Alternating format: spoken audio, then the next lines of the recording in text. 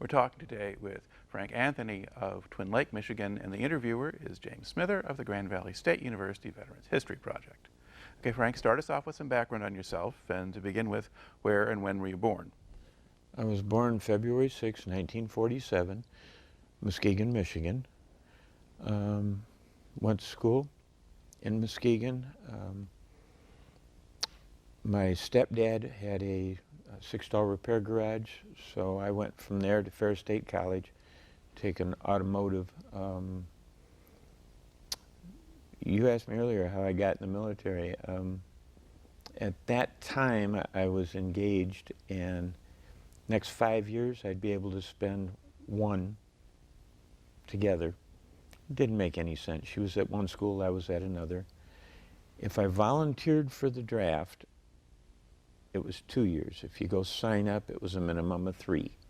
So I went to the draft board, put my name at the top of the list, got myself drafted. Of course, you can't tell her that. All right, let's fill in a little bit around this here. When did you finish high school? 1965. Okay, and then you started at Ferris? Yes. Okay, and how long did you attend there? The technical program went year-round. Okay. So I did a 2-year degree in a year and a half. Mm-hmm. And so that'd get me out of there in '67. And is that when you then entered the service? Yeah, got my draft notice and then went into the military in '67. At that time, they sent you the draft notice. You went to a collection point somewhere. They checked all your names. You got aboard a bus. We went down to Detroit and had our physical. You passed your physical. You raised your right arm. You were sworn in. That afternoon, we got on a train in Detroit, and it traveled down to Fort Knox, Kentucky. Okay. When you were doing the physical, did you notice anybody trying to scam the system or find ways around going in? Actually, at that time, I wasn't even thinking about it. I was just, you know, everything was so unusual. I don't normally walk around in my underwear standing in line, and it was really different and weird, and really wasn't watching. But of course, we'd talked about maybe wearing somebody else's, you know, wearing ladies' underwear or something, and seeing how well that'd work. Or but no, I wasn't really looking for anything like that. I was of the mindset that this was my turn to serve my country, and someday I'd have to face myself in the mirror. And when it was my turn, was I willing to go? I mean, it wasn't that I wanted to. It was just, it fell in there. I knew I was going to go sooner or later. Everybody was getting drafted. And I was going to go and get it out of the way and come back. And of course, you know, at that age, if they tell you there's going to be 2/3 casualty, you look to your left and you look to the right, and you think, poor sucker. You know, you're young, you're invincible, and nothing's going to happen. Looking back and knowing then, I was willing to write, I guess what you'd call a blank check, realizing that things could happen, that I might die, that I might not come back. Well, I never expected to come back the same. My mother said the young lad she sent to war never came back. Physically, I never got injured. And I don't know what she's referring to, because changes happen gradually and slowly, and I don't know. But I know I saw men die because somewhere in their chain of command, people didn't stand up and say something. And I got determined I wasn't going to be one of them. And so like now, maybe I was a little outspoken. All right, let's going to go back here now to your story. So you go, they take you down to Fort Knox. Fort Knox, Kentucky, okay. for basic training. Right. And that's a lot like the movies, you know. What are you doing on my bus? I got a 90-year-old grandma can move faster than you do. You know, you're lower than a snake's belly in a wagon rut. You ain't going anywhere for 6 out of 8 weeks of training because you're so stupid. And they literally grind you down, wear you out, and start trying to rebuild you. And you're learning the basics, because everybody in the military has to be a trigger puller at one time or another, or could be. So you learn the basics. You learn basic first aid. You learn how to put on your gas mask and how to take it off and scream "No, Sergeant" and try and put it back on and clear it. You know, how to use a rifle. Some basic hand-to-hand physical training. Okay. What about the drill and discipline part? Oh yeah, you're marching everywhere you go. You don't go any place alone. It wasn't as bad as later in the NCO Academy and in flight school and some other stuff. If there were two of you going somewhere, one of you is marching and one of you is calling cadence. But you know, it wasn't that bad in basic. But yeah, Okay. everywhere you go and you're marching. When you got up further, like in NCO Academy or in flight school, good share of the time, if you're going there where you were running, weather got too bad and the wet ball was up high enough, you could pull your shirt out, you could unblouse your boots, stuff like that. And if it got bad enough, then they didn't run us. But no, you were running. Okay. Now, what time of year were you at Fort Knox? May. Okay. All right. And when you're talking about sort of the process of breaking people down and building them back up and so forth, what kinds of things would they do to break people down? Well, it seems like all the way through training they only tell you about half of what you're supposed to know. So they don't tell you they're going to bounce a quarter off your bed, and if it don't bounce, they're pulling all the covers off. They come in and tell you everything's got to be evenly spaced in your floor locker and then foot locker, and then they come in with a ruler and actually measure it. You don't have a ruler.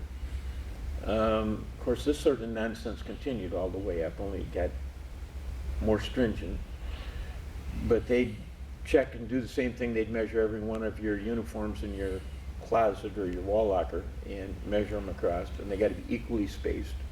And then they start looking at the individual uniforms, and if you didn't button a pocket, you want that button? Here you go, you can have it. Oh, you don't want it? Okay, throw it away. Check for threads, anything and everything. They're making sure that they're being so ridiculous that there's no way you can meet their standard. Mm-hmm. All right, and the point of that is? I'm not sure.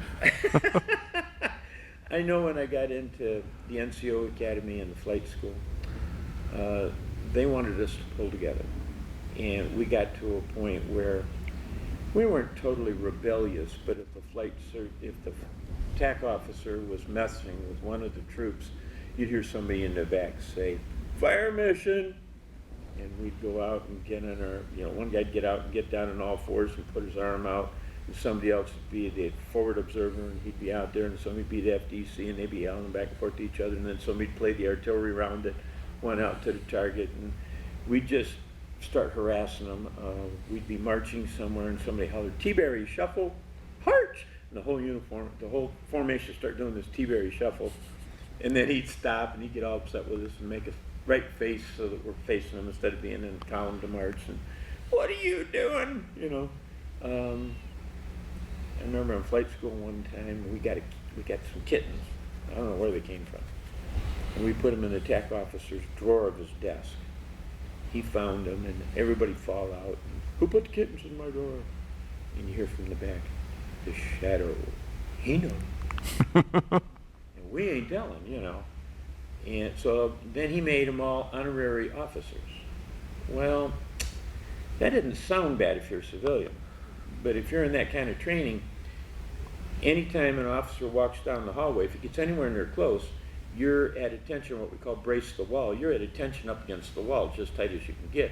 And as he passes it, "Sir, Ken Anthony, good afternoon, sir." And if he stands in front of you, you ain't going anywhere. Well, we had to do the same thing for all the kittens. Mm-hmm. Well, it didn't take long. The kittens disappeared.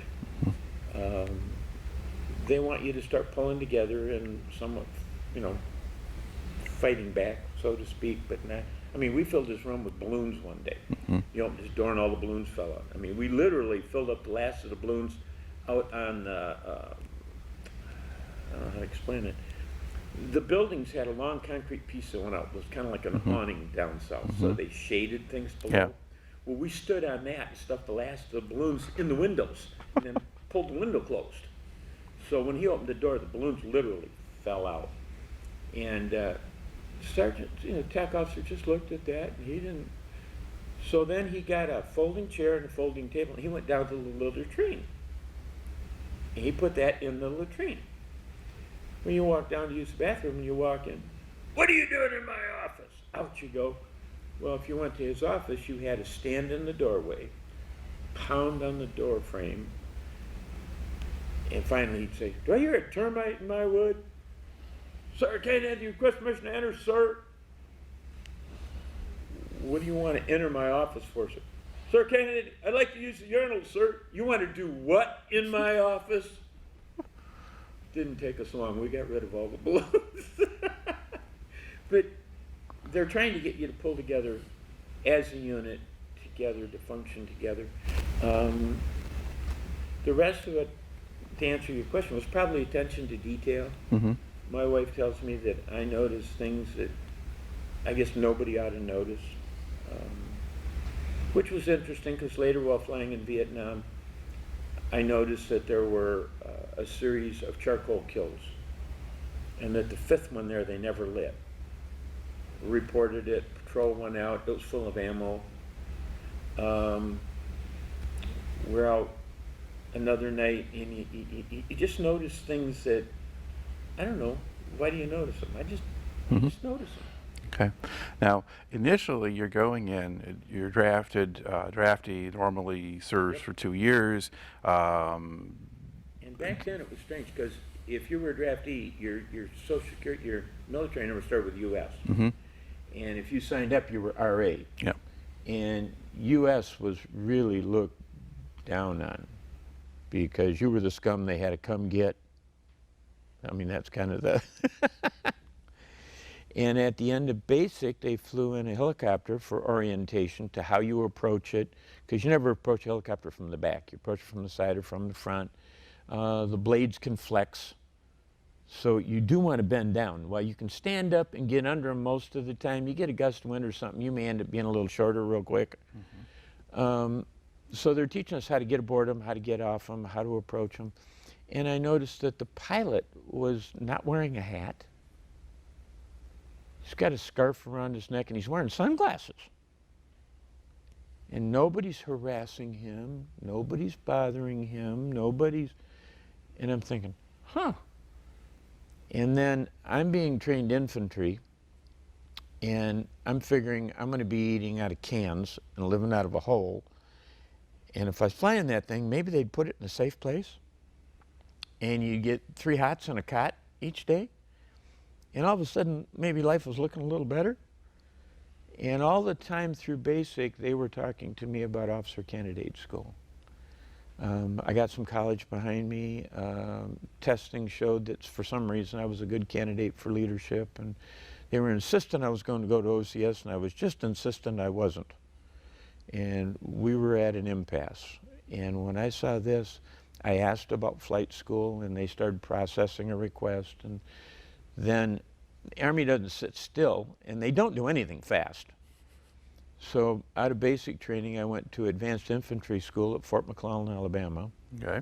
And that was an interesting base, because that's also WAC training center. That's also chemical warfare school at that time. So that was an interesting base to go to. And there they went through, I think they called it fast aptitude test, was flight selection. And helicopter? Could be airplane. And they did a bunch of those kind of things. And then somewhere in the rest of my career for quite a while, they sort of lost it. I can make assumptions why. Out of advanced infantry school, they sent me to the NCO Academy. Well, back up again to the infantry school here. You made a comment about you've got wax training there, you've got chemical warfare school. I mean, how much of that did you see or were you aware of or affected your experience there? Well, first off, when you get there, any school you go to, you're going to start at the bottom of the pile. Mm-hmm. You're lower than a snake's belly in a wagon rut, lower than whale stuff on the bottom of the ocean, and common comments made. You're not going anywhere for quite a while. I don't remember whether the school was 8 weeks or 12 weeks, but somewhere in that area. And you're not going much of any place till the end of it. Last maybe 3-4 weeks, you may be getting passes regularly and you can go somewhere. So really didn't affect, you didn't see much of it. You weren't doing much. You saw what they wanted you to see. I mean, they'd set up a mock village there that we'd try and cordon in the mornings, so you learn how to navigate a little bit in the morning, how to link up with other infantry troops in the dark and not shoot each other, how to get up then and slowly move into the community, how to go through the community. And they had people that were civilians from the local area that were functioning as villagers. And so they tried to make the training as realistic as they could. Now, was the harassment from the instructors? Still kept up. Okay. Oh yeah. Matter of fact, later, and my wife gets a big kick out of it, later I mentioned I went through the NCO Academy, and then they sent me back to Fort McClellan to teach AIT. So now I'm Barney Bad, and I'm the one walking down the middle and pounding on the top of the trash can, telling everybody to get up and hit it in the morning. And you know, the crazy thing about it is, if you are the trainee, you don't realize that your TAC officer went to bed after you did and gets up before you did. And I was trained that if you want to know what your boots look like, you look at mine. So you don't really realize that it's kind of a reverse thing. You know, you're always in your own little world and you feel sorry for yourself. But you know, looking back, it's easy to see it wasn't that difficult. When you're going through it to begin with, it turns your world upside down, and it's something like you've never been through before. And but every time you go up in one of the schools, it gets crazier and it gets worse, and it gets longer. Okay. I think at that time AIT was normally 8 weeks, and so was basic training. And then more specialized schools then vary or go longer. And I don't remember how long the NCO Academy was. Yep. I do remember that that was it wasn't a volunteer. I didn't ask. And they called it shake and bake. That's what the guys called it. Vietnam was very much a small unit warfare, and they were having trouble finding, promoting, having enough non-commissioned officers that were knowing what they're doing. I mean, it always amazes me, the military, after a war, starts forgetting everything they learned and starts getting rid of all the people that have the most experience and the most training, probably because they're paying them the most. But there's a reason why. I mean, you take something like Special Forces I worked with, it takes years, and I mean literally, I mean, we ain't talking 1 year. They go through, if you're standard Special Forces, you go at least through 2 years of school, and then take a year with a unit and another year to shake out. Probably takes somewhere between 4 to 5 years for you to really start knowing what you're doing and how to do it, and you're performing and independent, and then they take a look and how many of these guys do we need, and they start cutting back, and they start forgetting all the stuff that really made it work. But basically in Vietnam, there was they had built up the Army very quickly, as well as the Marine Corps. They needed people to be the squad leaders and do a lot of that kind of stuff, and so they have to create a bunch quickly. So most of them are picked out of basic training or AIT and said, hey, you have leadership material. But in your case, was this a stepping stone to go to flight training or a way to just kill time? I don't think so. I think I'm one, I fit the criteria. They just took me and put me there. Like I said, I went back and trained AIT. Then after that, they pulled me again and sent me to long range recon school. Because at that time, I didn't know it at the time, but at that time they were having like 90% casualty rate for the recon patrols that were going over the border into Laos and Cambodia. And they needed people. And that's where I was when my request for flight school finally caught up to me. And I think it was due to a chaplain that I'd went and talked to and says, you know, somewhere back in basic, I requested flight school. They did the testing, but it didn't happen. And I think it was due to him that they finally messed around. I found out later that they started,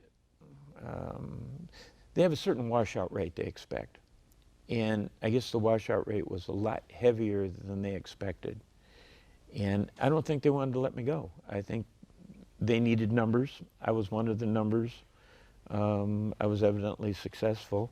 And so washing out of the Ranger training? Yeah. Yeah, okay. Well, you say Ranger training.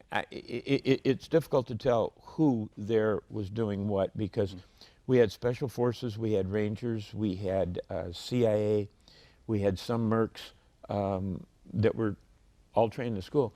You can say it was at Fort Benning, but we got to Benning, they issued our field gear, and we went to, I think it was a week or so, we went to some classes. And after that, we were in the field. And they never give us enough map to really know where we are, because we'd have walked out.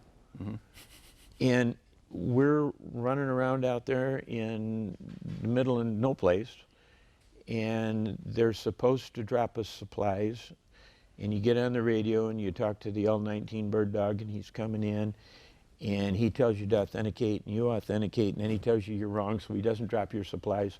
So the next 2 days, you're chasing snakes and purifying water, maybe by boiling it or whatever.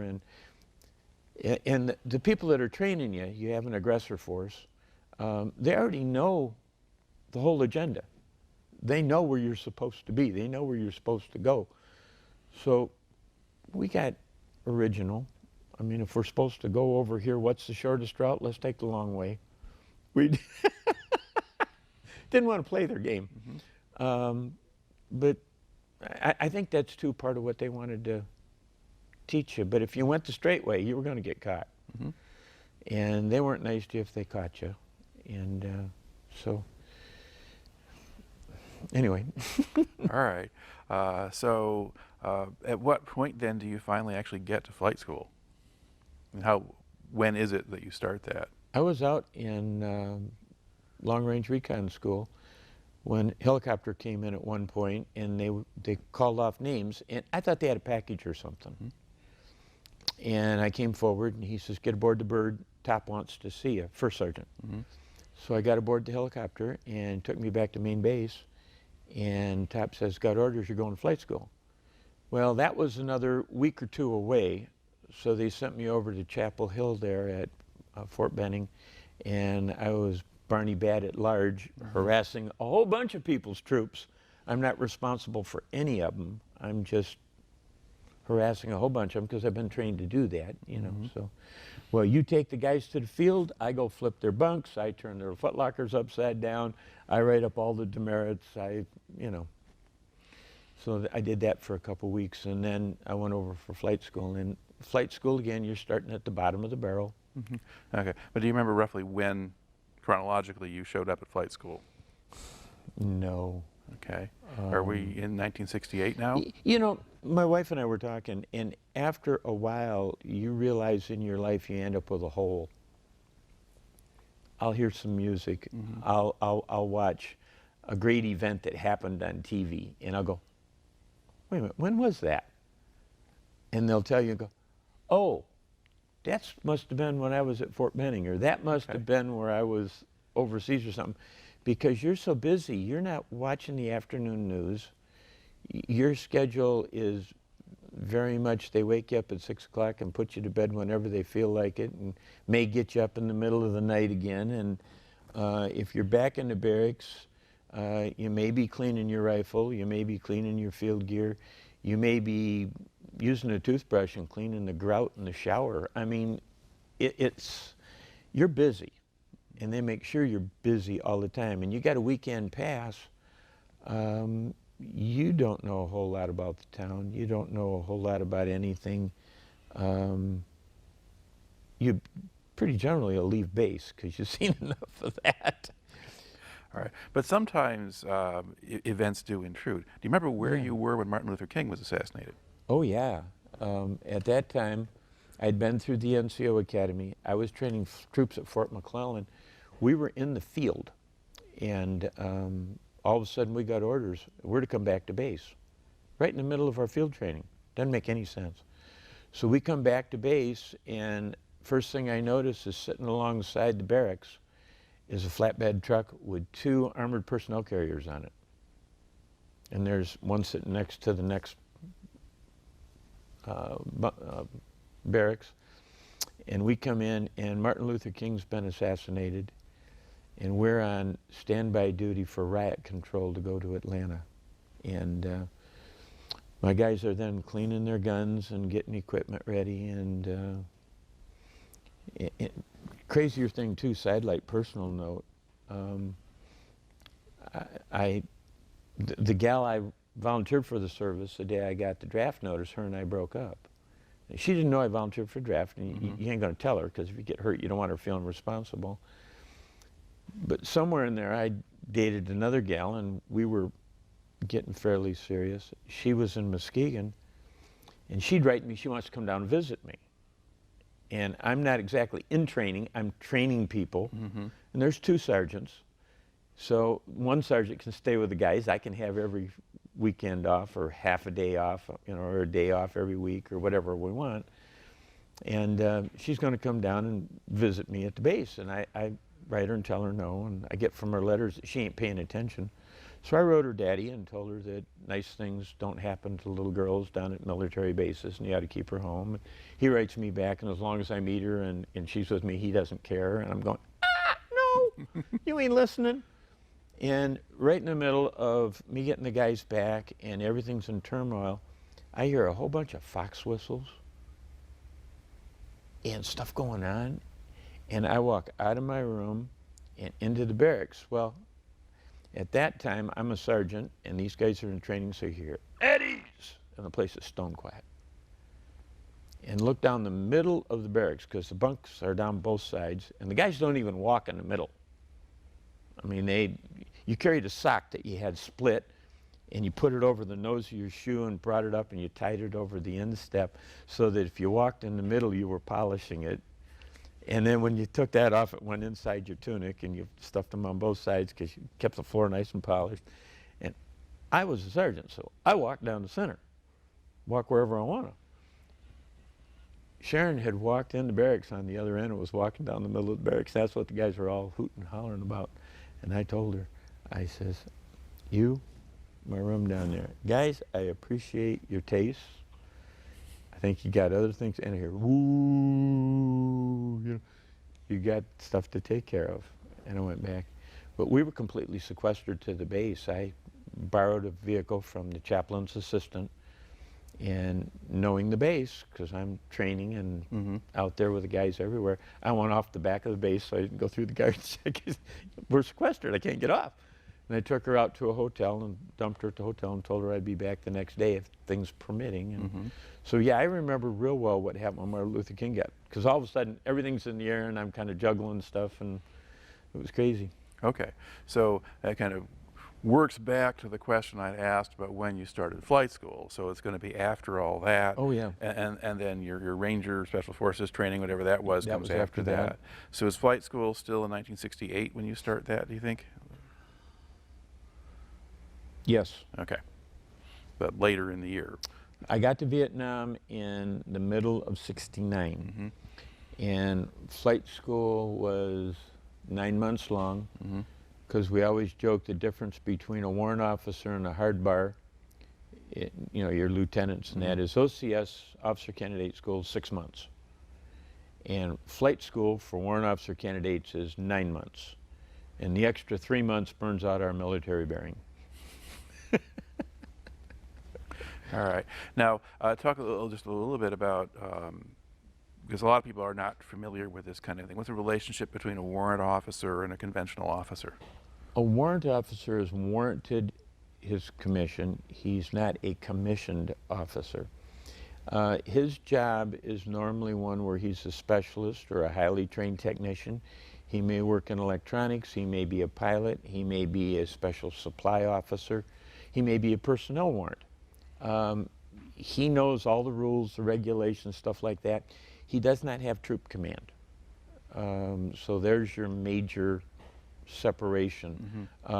Difference being is Special Forces later made a warrant as the executive officer of an A-team, because they went up so far in the enlisted ranks, going up sergeants and that, they wanted to make a slot to keep some career people, and captain, a lieutenant or a captain is normally the leader of an A-team, and the executive officer, they finally made them warrants. But that's the only place I know where they have any sort of troop command. And again, that's a highly trained specialist. He's not really running a whole lot of troops. He's... Yeah, and I guess the officers, normally officers move around to different assignments. Warrant officers also have a specific branch. And so they may stay there longer. Yeah, and when I was in, well, that's not true, because warrants, they now have a W-5. You had W-1, 2, 3, 4, and 5. When I was in, they only went to W-4. So you had plenty of ranks to go up. But again, I was responsible for the aircraft. I was responsible for flying it and understanding all that. And that's basically my job. Now, all officers have other assignments. For instance, when I got to Vietnam, I was put in charge of the Officers Club. And I told the old man, I said, wait a minute, you don't want me in charge of the Officers Club. I said, I'm a Mormon. I don't drink. I says, I don't know the difference between all your liquors and stuff. Well, I didn't end up with the job very long, because since I don't drink, I made sure there were plenty of other pops and things. And I guess the sale of liquor went down. So, but he also told me, he says, you don't understand. He says, I'm putting you in charge of the liquor locker because you're the only one we trust with the key. That didn't sound real logical to me, but anyway. But they all have other jobs. At one point I was in charge of POL, petroleum oil and lubricants, and parts for the aircraft. At one point I was a safety officer. Then at another point I was made the executive officer of the aviation company. That was, again, the old man up at group. During the monsoons, a number of our people got weathered in, went down through the ranks, and it happened to be I was the guy with the standing seniority and so on and so forth, so I take over. But I'd been an NCO. I'd trained troops. I had a different way of dealing with things, and I guess I got all the work done and everybody was happy, and the old man says, you're still the executive officer. And I reminded him there were several officers that outranked me in our aviation outfit, and he says, doesn't matter. He says, you're the executive. So I took care of all the enlisted men. I took care of the maintenance, the parts, the fuels, some of the same stuff I was doing before, safety. I was supervising all that sort of stuff. But really, you talk about troop command yet, I'm still not commanding troops per se. Right? Now, we had gotten in your story here to basically we have you now starting flight training to become a helicopter pilot. So how did that, what was that process? Where did you go? What were you doing? Mineral Wells, Texas. It's south and west of Fort Worth, Dallas. And most forbidden places seen. I mean, barren, wide open, hot, dry. But they picked it because the density altitude of the air, they said, was going to be similar to Vietnam to flying. And they had 3 basic helicopters for us to start primary training with. One was a TH-55 by Hughes. One was an OH-13, which is what you see them flying in MASH. And then the other one was a Hiller OH-23. And it looks similar to the one you see in MASH. It has the same type of plexiglass front, but it has an enclosed bottom and tail boom. And they all have piston engines. And you, first off, try and learn to hover, which is the single most difficult maneuver you're going to do. And if you don't hover by about 18 hours, if they figure you'll do it in the next couple hours, they'll keep, otherwise they'll recycle you. And you get to start over with a whole nother unit and come through and try and learn. But they start off, you have classes in aerodynamics, you have classes in Well, you got to learn what all the gauges are supposed to say, which is later you'll learn. They don't tell you this right away, but later you'll learn that they actually rotate the gauge so all the needles point upright. And if everything's proper in the aircraft, you look at all the engine instruments, all the needles are straight up and down. You don't have to read each one of them, but to start with, literally, you memorize every one. And by the time we got to the Huey, I don't know if you've ever seen a cockpit of one of them, but overhead there's a panel about yay wide, and it's probably about 2.5 feet long, and over half of it is circuit breakers. And you put your hand up like this, and you feel the row, and right there, and that one, that's the attitude indicator. And you know where the stuff is. So you got stuff like that you got to learn. You got to learn the velocity not to exceed V&E, stall speed. Helicopter doesn't have one, but you have all the characteristics of whatever aircraft you're flying. You have to learn. And so you have an immense amount of book work. You have an immense amount of stuff you have to memorize. Plus, all of a sudden, you're getting in this aircraft, and it's kind of like trying to learn to ride a bike. The helicopter won't do anything by itself automatically. Everything is uncoordinated. After you've done it a while, my wife was asking me a question the other day, and I literally had to go and I'd move my other foot and go, oh, it's that pedal, and it's, you know, because I've done it so much, it's automatic now, and I don't even think of it. You got that muscle memory kind of thing going. But you literally learning everything from scratch, and it's just overload. Plus, you're still living in a barracks where everything is sterile, everything's waxed and polished. We had something about the size of a small tackle box that was our personal box. And there we could keep a second razor so we didn't have to polish it and clean it absolutely, so that the one that was on display was actually decent. That's where your letters went, your personal stationery, stuff like that, because that stuff wasn't available to be on display. Interesting story about that. I had my scriptures out, and I was studying one night, and I had to use the restroom real fast, and we had 3 guys to a room, and they said they'd watch it. And I took off for the bathroom, and I come back, and my scriptures are gone. Where are they? Well, the TAC officer come along. So this is improper display. He picked it up, and he took them. So I went down, I braced in his doorway, and I beat on the door, and he asked who was there, and I go, Officer Cannon, what do you want, sir? Sir, I want my scriptures back. Well, he says, it's going to cost me so many demerits. I told him I'd take double the demerits if he'd keep them and read them. He threw them at me, told me to get out of his office. But, you know, they're doing a lot of this stuff to see how you think under pressure, what you do, how you're going to behave, do you cave under stuff like that? And like I said, they want us to start working together as a group. So, and it doesn't change. Like I said, in the schools I was in, the further up I went, I'm still in training.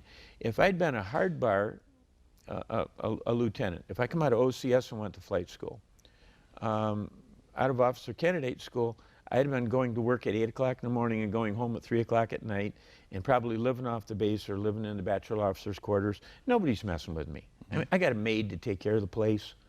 You know, I do whatever I want to do. But we were warrant officer candidates. So this is like officer candidate school. And ours is 9 months long, not 3 months. And we're living in this vacuum besides trying to learn how to fly and do everything else. And so it's enough to make you sleep well at night. Now, you've gone through an awful lot of this process of sort of being, you know, hazed or beaten into shape in each of these places. So were you used to it by this time? Did you kind of know the drill or the system and just... There's always a new bent, there's always a new twist, there's always something that's different. For instance, in flight school, they found a dead fly on a windowsill one day while doing an inspection. So we had all our weekend passes canceled. We had a dead aviator. We had to have a funeral. with all military honors. And we didn't have guns, but guys had to go over there and get down on all fours and raise their arms. And we had a 21-gun salute. And I mean, we went through all the nonsense, everything you think of. In basic, I don't remember trying to AIT, no. NCO Academy, they started having something called taxi time. And if you got enough demerits, you not only didn't get a weekend pass, but you had to get your gun out, and you went out to a parking lot, and there were lines drawn across the parking lot.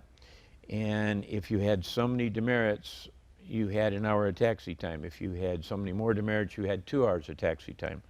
And you went out there and you started on the line and you walked to the other end of the parking lot on your line, did an about face, and you marched back. And you did an about face and you marched back and you put in your taxi time. Mm-hmm. And I remember doing that, the NCO Academy, and we had similar kind of things we had to do at flight school then. And so they always got a new little twist, a new way of playing. I don't remember them following us out and having us low crawl someplace and then inspecting our uniforms until I was in flight school. I do remember they fell us out middle of the night for a fire drill when we were in the NCO Academy. But we got to the point, they'd fall us out in the middle of the night and we'd fall out going, M-I-C-K-E-Y, M-O-U-S-E, Mickey Mouse, down duck, Mickey Mouse.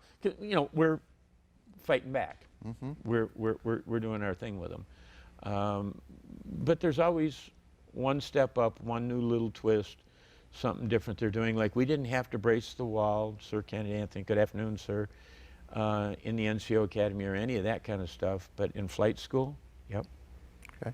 And flight school barracks were different. We weren't in a big wide open barracks. We were in individual rooms. There were 3 guys to a room. We had lockers. We had drawers built in the wall. Accommodations were nicer. Still wasn't air conditioned, but was much nicer. Still had to do pull-ups or push-ups or other things to get in the mess hall. I was telling you earlier we had brass that we had on our collars, WOC, because we're Warrant Officer candidate. And they'd find somebody had the brass on wrong. They'd make them fall out. What's this? You're a cow. C-O-W. You got brass on backwards, so you're a cow. So they made them run around the barracks going, I'm a cow, moo, I'm a cow, moo. Make them run around the formation. I mean, they always come up with something different. And they were always finding unique ways to mess with you. Mm-hmm. But it was the same old thing. You just, what I want to say, you can't get into a groove. They make sure there's no way you can just kind of slough it off, forget about it, whatever. Okay. Doesn't happen. All right. Now, the flying part itself, how quickly did you kind of get the hang of a helicopter? I had trouble. Everybody's different. While I'm quite physically fit and athletically well now, I was sort of an ugly duckling growing up and had difficulty. I got recycled, and even the instructor that got me wasn't getting there. He went to an older instructor who'd flown in Korea and asked him if he'd take me. Mm-hmm. And he did, and under his tutelage, I blossomed. Towards the end of hovering, he literally got me to do something that most pilots can't do. And because what you need to work on is what's difficult for you, what you don't do well. Human nature is you practice the things you're good at, but that's not what you should be practicing. Mm-hmm. So he got me out and he'd get me on the runway, and they have a line painted down the middle of the runway. And he'd want me to hover down that runway at a steady pace. Then he wanted me to start turning the aircraft around while I'm going down that line, keeping the same movement down that line. Now, it doesn't sound too bad. I mean, we're sitting here talking about it. It doesn't sound too shabby. But you got a wind to contend with. So it means as you bring your tail rotor around into the wind, you have to be applying pedal to that. The minute you get past a certain point, you're not putting pedal to it anymore. You got to put the other pedal because the wind's going to now try and push you. So that's one thing. Secondly, when you're pulling into the wind, you have to pull more power on, so you're I'm doing what I didn't think about. You're twisting the throttle because you run it, the engine's got to run at the same RPM all the time. Well, you're pulling more power, so you have to wrap throttle on. The minute the wind's blowing it, you have to wrap throttle off. And while you're going around like this, it's interesting because your perspective changes, and the cyclic stick here that's controlling my direction, if I'm just going down facing it, it's like this. But as I'm going down that line, the stick's basically going around the cockpit entirely to keep me on that line and keep me moving at a steady speed down it. So it was different. He made me sweat a bit more in the cockpit than most, and I don't think, I know for a fact, most of the pilots I dealt with later never did it. I mean, we get some of them in the aircraft, and I'm saying, well, try this. You're crazy. Well, go ahead and try it. And they can't do it, and they're all over the place. And I became a better pilot because I was recycled and that I was having a hard time with it. And at that time, almost all the pilots we had that were teaching at Mineral Wells were all civilian. They were all ex-military for the most part, but they're all civilian. And the gentleman that I had, and I remember the most, like I said, was a Korean pilot, and he'd flown the OH-13s there. And the OH-13s were old aircraft, and they were underpowered. And so a lot of things he had me do, he wouldn't let me do a normal takeoff. He made me do what they called a max performance takeoff. And if a helicopter moves forward, helicopters just don't take off. If you move forward, when you get 17 knots of relative air over the blades, it'll start climbing out at 500 feet a minute on its own. You don't need to give it any more power. Sometimes you need to reduce a little power. But it'll actually get that much lift, and it'll start climbing out all on its own. He had me do stuff like that, all kinds of things, because the aircraft was underpowered. And 13 was the most underpowered of all the 3 aircraft they had there. The 55, it had power. I mean, you could hot dog that thing all day long. I'm not sure that's teaching you good technique.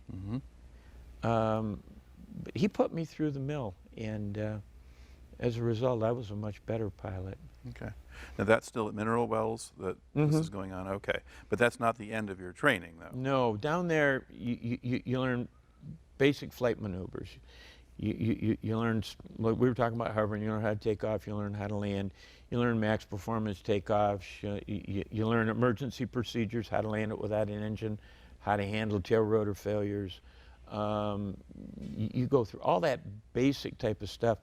Then they start doing cross country, and that gets kind of interesting. You get to do that solo, and that was an interesting story. They had us check what we wanted for lunch or dinner that night, because you're going to do a night cross country, and you get to check on your little form what you want, and they had pork chop sandwich down there, and I checked it.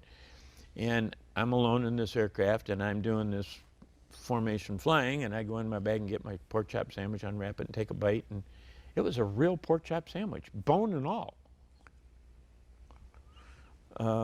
So you get all kinds of surprises. I mean, it's Okay. All right. Now but you have the Mineral Wells, and then after that is Fort Rucker next? Fort Rucker, Alabama. Okay. I don't remember if the first was 4 months or 5 months, and then we went to the other school. In the other school, they started off, we were flying OH-13S models, which are supercharged, brand new. These things were fully instrument rated. They never bothered to teach us to fly the dumb thing. We got in it, the instructor took it off, we put a hood on our head, and we never saw where we were going. We're looking at our flight charts, we're looking at the instruments, and this is all analog, which means that these are all instruments with little dials and a little needle pointing. This is not the modern day stuff where I'm looking at a GPS with a map and a little plane's right here on this course, and none of that kind of thing. You tune in a radio wave, you fly along that radio wave so many minutes at this speed, figuring the winds, and you ought to be at this location. You ain't looking at your little screen and saying, oh, there's my little airplane, I'm right there. Oh, no, no, no, no. And if you keep flying off the radio, you start recomputing and figure out what the wind actually is, and it's never what they forecast. It's got a habit of changing. Mm-hmm. I don't know if you noticed that, but it changes. So you get out your little whiz wheel, little circular computer, and you recalculate, and then you reset your heading, and you refly it, and you recalculate your time to be at your location, and you did instrument school. Then after that, they started transitioning us into the Huey, UH-1s, and there were Alpha Bravos, Charlies, and Deltas, and then hotel models, and we got shuffled through all of them. And the hotel model was the major one that was flown in Vietnam. Charlie, Alpha and Bravos were all changed to Charlie models, and Charlie models in Vietnam were predominantly used for gunships until the Cobra came along. Mm-hmm. And I happened to be there when the first of the Cobras showed up in Vietnam, which was interesting. But then with the Hueys, once you're transitioned into them, then they started teaching us formation flying and different things. I mean, it's got different characteristics, so while you may have learned how to do an auto rotation, now you're doing one with a Huey. And Huey was basically a 3/4 ton truck, and really nice. You land it without an engine. It's got weighted blades, and it's used to having a load, and you could literally pick it up and hover it down the runway for a while and set it back on the runway because you had that kind of rotor speed left. Mm-hmm. It was a lot more fun than flying some of the other aircraft, but it was total different feel. Huey, when you come off the ground, you really feel the nose come up first, and then the other backside comes up, and the rear right stays on the ground to the last moment. Then you pick it. So you're literally, if you can't hover now, you're in trouble. Because like I said, she starts lifting front first, and then one of the back heels will come off, and you're literally sitting on just one point in the back. You don't want to try coasting that way. You don't want to try backing up. You better be staying right where you are. And if the wind's moving 15 miles an hour, it means as you're coming up, you're literally flying 15 miles an hour if you're staying in one place. All right. Now, warrant officers who flew helicopters in Vietnam have kind of a general reputation of being kind of a wild bunch of characters. What sort of men were you training with as you were going through the flight schools? I don't know. You don't think about it. Okay. You know, we were definitely an ingenuitive bunch. I mean, you kind of had to be to stay ahead of the TAC officers and everything that's going on. And let me tell you a different story. When I came home from Vietnam, between tours, because I extended to stay, it was a hardship tour and they couldn't make you stay more than a year. When I got back, I went down to the airport and I threw $5 down on the table, and Cessna had an introductory ride. Took you up for an hour and a half for $5. And I went down, threw down my $5. And we're walking out to the aircraft with the instructor, and I told him, by the way, don't tell me it's an attitude indicator. Don't tell me this is an ILS and a GCA. I know. I just want to kick the tire, light the fire, and burn a hole in the sky. He says, what are you flying?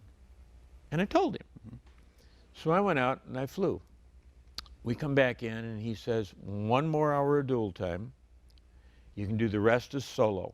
I'll sign you off. And I go, no. He says, why? Baby's a homesick brick looking for a place to bury itself. There's so much difference between flying a helicopter and flying a fixed wing. A fixed wing will do something for you. I mean, you can trim out everything and it'll just maintain. It's like throwing a paper airplane. It'll fly. Helicopter won't do anything. And I think it takes somebody loosely wrapped to fly them and maintain them. And I believe it was Paul Harvey who says that a pilot's job was to keep 2,000 parts flying in formation. If you literally get into aerodynamics, you find out we got counterbalance weights up there and everything else, and the whole thing's kind of by centrifugal force kind of trying to tear itself apart, and it doesn't want to do anything it's supposed to do. And I think it really takes someone that's kind of loose wired. If you're too stiff or too uptight or whatever, I don't think you're gonna make it. I don't know for sure, but I just don't think so. And Catch-22 and watching all the rest of the movies, I gather the World War II pilots weren't any better. Except there were just more of us in Vietnam. All right. So I'm going to go back here to, what roughly when do you finish flight school then, or when do you get to Vietnam? I guess is there Well, any? funny thing's the way it works out. By the time I get through flight school, I got 2 years in the service. Mm-hmm. But when I signed up for flight school, I had to agree to fly for 3 years after, or have 1 year commitment Right. after flight school if I didn't make it, if I washed out. So when you get through with flight school, you have a 3-year obligation. 1 year is going to be Vietnam. 1 year is going to be training replacements. And then you're going to be back to Vietnam, because it was a hardship tour. It wasn't a declared war. If it was a declared war, they were afraid to make a declared war. We haven't had a declared war since World War II. Everything has been a police action or one thing or another. Congress needs to declare war. They're afraid to give the president the War Powers Act and his dictatorial type of powers. So we have not had a declared war. Vietnam was not a declared war. So they could only make you stay there a year. And that made it quite difficult for all the Vietnam vets, because we went over, we joined a unit that was there, we took the place of somebody that was leaving. We stayed a year, and then we left and went home alone. We didn't go home with the guys we were serving with. Our type of service was quite different. I mean, my dad, my stepdad, he trained with guys from Muskegon. He went over to Europe, landed D4, D+4, 4 days after D-Day, walked all the way to Berlin. They came home together on a boat, had weeks decompressing and talking with each other, knew the people in the community, joined the same VFWs and American Foreign Legions and all that stuff. They knew each other. And you form a type of camaraderie in the military that's nowhere else. Nowhere else. And we went over solo. We came back solo. Remember, we came back real fast. I mean, you board the plane, 24 hours, you're back in the States. Whatever time it takes you to go stand by to get home, and you're dumped home. And when I got off the plane, they were literally carrying the posters and hollering "Baby Killer" and spitting at us, and it was different. And the guy next door could have been in Vietnam and got home the day before you got home. You wouldn't know it. You weren't saying anything about it because it wasn't that popular. In my wife's family, her brother served 2 tours in Vietnam and was an advisor with the Vietnamese on his 2nd tour. And his sister was demonstrating downtown Chicago against the war. And it wasn't uncommon to have families split like that. In World War II, wasn't that way. And we didn't even get support from the VFW and the Foreign Legions and stuff like that. I mean, it was... All right. Going to go back again here. So you finish flight school. Yep. Do you get to leave home before you go overseas, or do they just send you away? Well, they intended me to. Didn't turn out that way. I have a series of allergies. So when you go through to get the shots, and of course, military is famous for giving shots, and you get in line, you go through to get your shots, they'll list a series of allergies. If you had any of them, you put your hat on backwards. So I put my hat on backwards to go through the line. So when I was all through with school, I got these orders to go to Vietnam right away. So I already know there's a whole bunch of shots I didn't have. So I asked. So then they go check my records, and they go, "We don't know. You don't know." Well, okay, so now what do I do? Well, you're not going anywhere. Your orders are null and void. Now, a training base doesn't know what to do with you after you're through training. So I'm put on temporary duty, or TDY, and I'm an officer. So I can go get a room in the BOQ, but I'm also being paid temporary duty pay, and I'm going, wait a minute, I don't have any assignment? Nope. I don't have any duty? Nope. So I went down to Panama City, Florida, and got a room at the Holiday Inn on the beach. And every day at noon, I call the first sergeant, and got any orders yet? Oh, breaks my heart. Okay, I'll call you tomorrow. And I'm off and playing. And that went on for, I don't know, 2-3 weeks. Finally, they got orders for me. But my orders aren't specific now.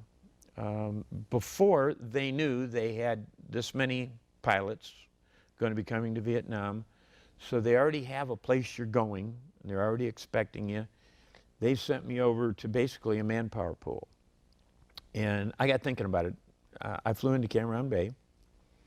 They sent me over to this manpower pool, and they sent me over to 1st Field Force Vietnam, largest advisory command in Vietnam. They sent me over to 1st Field Force Artillery. You know, my mind's going, this aggressive negotiations? What's advisory doing with artillery? Didn't ask anything, just do what you're supposed to do. They sent me to 52nd Artillery Group headquarters located in Pleiku. Now, Pleiku is 2/3 of the way up South Vietnam, and it's dead center in the middle of the country. East to west is dead center, 2/3 of the way north. Right in the middle of I-Corps, or 2 Corps. I get up there, and CIA's got a road office across the road. 5th Special Forces a 1/4 mile down the road. We have a lot of big guns, 175s, 8-inch. They're not even in the military anymore. They've been replaced with rockets now. And these guns were placed in Special Forces camps all up and down the border. Now, when I say border, this is Laos and Cambodia. And they have a sprinkling of light guns, 155s and 105s. What I mean by sprinkling is they don't have a full battery of guns there. They have 2, maybe 3, maybe 1. And the gun is there to fire mutual support on the other Special Forces camp further down the border.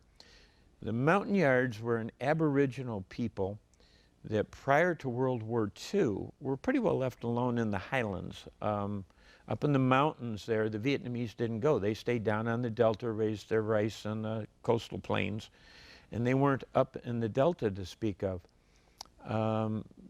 Due to the Japanese being there, nice place to hide is in the jungle. Hiding in a rice paddy ain't a good idea. So they were more of them in the highlands. And the Montagnards were up there, and they were an Aboriginal people. And when you go into a village, you could tell if the chaplains had got to them, or if the missionaries had been there, because then the women's were wearing tops. Otherwise, they had a cloth wrapped around their waist. The guys wore a breechcloth, and that was about it. About the only thing man-made they had was maybe a machete that came from outside their village, but they had a unique machete too, that their village people would make, very unique. They were the Indians, the natives of the country, if you will. Fine light infantry. I mean, we put them in over the border. Well, I can't say we did that. I know officially from the radio and the TV, we have no combat groups in Laos and Cambodia. So they got over the border somehow, and they were there doing their patrols and things. And it wasn't unusual. We'd lose radio contact with them. And they were being controlled by Special Forces and CIA. And sometimes a month, 2 months later, they'd come back across the border. Now, they went over the border. Special Forces contracted out of Hong Kong and other places to have special uniforms made. And you remember the Tiger Stripes were a uniform connected with Vietnam. But they were never issued to our troops. They were uniforms that were made for the Special Forces, because the Montagnards were smaller framed little people. And our uniforms didn't fit them. They made special rations for them, because our sea rations were too big and stuff they didn't eat. So they made special sea rations for them, stuff. They had special packs built for them and everything else. They'd put them across the border, and when they came back, after we'd lost contact with them, they came back wearing black pajamas, toting AK-47s, socks with rice balls in them hung around their necks. They literally were in their own world in the jungle. They could have, if they decided not to be soldiers yet, take their machete and live off the jungle, because that's where they lived. But they carried the war to the enemy yet and came back across the border totally resupplied with the enemy's supplies, and were terrific troops. But since they were Montagnards and they were Aboriginal people, they had a hard time figuring out how to fire a cannon to shoot at something they couldn't see. So we had the guns there for mutual support. We also had guns in a number of other places. We supported 1st Cav, we supported 4th Infantry Division. We had guns that were used for hip shoots. Hip shoot was, they'd run a unit down the road, and at some place they'd just pull off the road, haul out their own barbed wire and put it around, make a base right on the side of the road, and that'd kind of keep the Viet Cong off guard, because now you could put a pin in the map and draw a brand new circle and say, what couldn't they support with artillery before they can support now? Why did they move these guns? What are they doing? And they do hip shoots. We did all kinds of things. We even had a few big guns, and I don't know why, down at Phu Cat, which is close to Quy Nhon, down on the South China Sea. So I flew everywhere from the South China Sea to the border. 2 weeks in Vietnam, the old man tells me to grab my dress blues. He wants me to fly him down to Saigon for a command party. So I mean, I was from Saigon all the way up into about half of I Corps, from South China Sea. Well, we have a radio in the aircraft they call a transponder. And transponder puts a coded signal on a radar screen telling them it's you. And if you get into trouble, you flip a switch, and it literally does ripples like on a pond on somebody's radar screen. And they know you're in trouble, and they got your exact location. They set my transponder so I could enter Thailand because it was shorter than coming back. Mm-hmm. And they told me, if I get in trouble, keep going, because your nature is to go where you know. So if you get lost, you backtrack, right? And they said, nah-uh. You get in trouble, you have mechanical difficulties, whatever, keep going. They'll recognize you as friendly. You can enter Thailand. So I don't know where I officially know where I wasn't, Mm-hmm. but I don't know where I was. Right. Okay. When you joined the unit, did they know what to do with you? Yeah, I'm a pilot. I'm Mm-hmm. coming, but they couldn't use me. Well, first off, when I get there, they can't use you at all, because you take a week to 2 weeks to get climatized. And just like in basic and some of the other places, we were down south, we were in a hot, muggy environment, we were doing more physical activity than normal. But Vietnam's even different. My wife always wants me to tell that when the C-130 landed in Pleiku and it taxied up on the tarmac by the terminal, when you walk down the ramp in the back, you step out on that tarmac, that's like an asphalt paved area. It was like walking into an oven. And you're smelling the incense and the nuke mom, the fish sauce. You know you ain't in Kansas anymore, Toto. I mean, it hits you. I mean, it's stark reality. It's here. This is different. Well, for the first week or two, they want you to climatize. You're getting salt tablets every time you go down the meal. They're making sure you get them. We started taking chloroquine, primaquine, and dapsone, which are anti-malaria drugs, suppressant drugs. I got to get a physical. I got to be assigned a weapon. I got to be assigned my flight suits. And you'd think I'd come with that stuff. I came with my helmet. Mm-hmm. But all the rest stuff, and they issued me 4 pair of jungle fatigues. I don't know what for. But they also issued me a pup tent, a full pup tent, a regular duffel bag, ground pad, TA-250 gear, which is your web gear with your ammo pouches and your first aid kit and your butt pack and all that stuff. And I actually signed for an extra duffel bag. Stuffed all that junk in a duffel bag because I ain't gonna be using it. And it went in my room and went underneath the bunk. But everybody gets it. Mm-hmm. So you got to go through all that sort of stuff. Then when I go down to the aviation section, we didn't have Hueys. They had OH-23s and OH-6s. I didn't fly an OH-23 in flight school. OH-6s were a more advanced aircraft by Hughes, and a lot of guys know it as the Loach, light observation helicopter. That was more fun to fly, so they didn't want to train me to fly that. So I sat around another week while they sent another pilot to go through instructor school, and he come back, and they trained me to fly a 23, which was another one of the basic ones. Mm-hmm. and I flew a 23, and for a number of months I flew a 23. Then our unit got totally replaced with OH-58s. And when the OH-58s come in, I went down to Vung Tau, which is a little south of Saigon, and got transitioned into the OH-58. And that was done by, again, civilian pilots that were on contract to Bell. And, but that was interesting, because Vung Tau is a different place. All the way through the entire war, even when the French were there, they never fought in Vung Tau. And Vung Tau had a reputation for being an R&R center, a rest and relaxation center, for both the Vietnamese, North and South, the Americans and the French. And you walk down the streets there, and you got these huge stone walls, brick walls, with the broken glass on the top of it. And some of the glass is all different colors. Mm-hmm. And then wrought iron gates to go into these fabulous houses and mansions and places. And they took me, and first thing they did is take my gun away.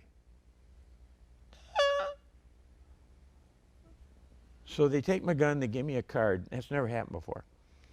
And they take me down to this hotel.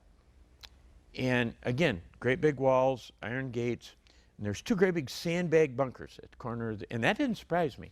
But what surprised me as I got close is there's all these cobwebs in the shooting loops. And I'm, what? And I go into this hotel, and typical old French hotel, wide open first floor. You got the hotel desk, you got dance floor, you got a bar, you got the restaurant, and then it's the typical open type of elevator with the, I don't know what you want to call it, the accordion type of door that goes across. Mm-hmm.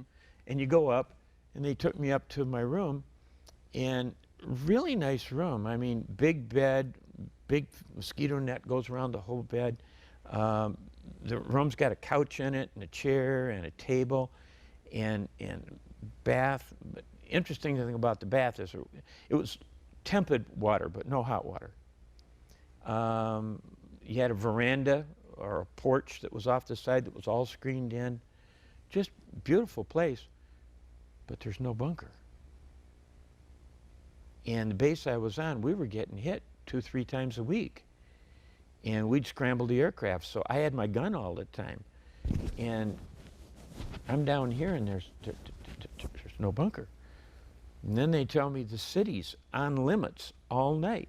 Well, where I come from, at dark, or before dark, they close the gates to the base. They haul out a bunch of look like sawhorses. They got concertina wire all over them. They put them in the driveway and that, and everything's closed up. And if you're going to go anywhere after that, you need orders, and you need at least 2 vehicles, and you needed a machine gun and a radio, and you had to have your flak jacket on and your helmet, and the town's on limits? I literally had to go downtown to see. I mean, I couldn't believe it. And they literally had part of the market still set up where all the fish are all displayed, and the fruit's all laid out, and I would, and we're in the same country. I mean, it was, whoa, just really different.